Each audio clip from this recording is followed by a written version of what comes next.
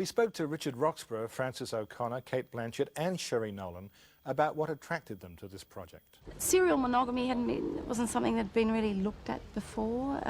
It sort of subverted the genre rules of romantic comedy. It had an adventurous narrative. It's very funny and moving, very clever. I didn't buy it. Well, who bought it?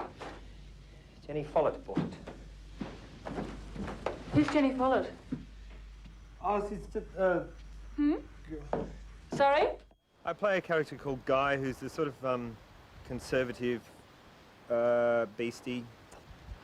He's had a very meaningful relationship in his 20s, and it reaches its sort of conclusion, as so many of those important relationships in your 20s do, with a dramatic finale.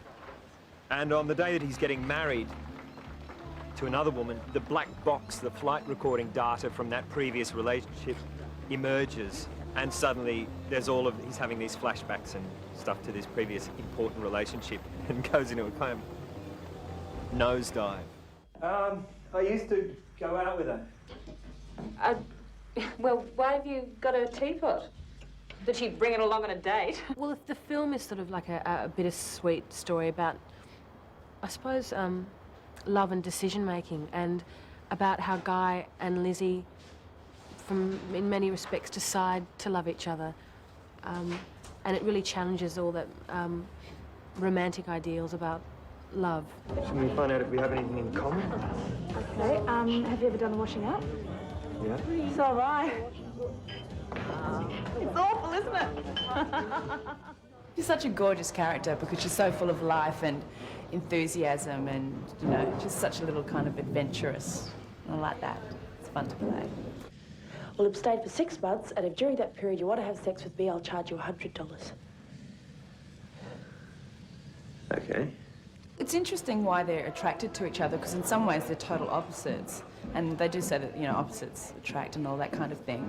But I think they kind of, they kind of meet on a childlike kind of level. I think it's the childishness of Jenny that Guy is attracted to, and that he would like to be like her in some ways, because she's quite a free spirit and things, and he's so kind of tight and controlling. What's wrong? I want to spend $100. What? I want to spend $100. Now. Now? Now. It's funny how we get attracted to things which end up being the very things that, you know, we end up hating in a person.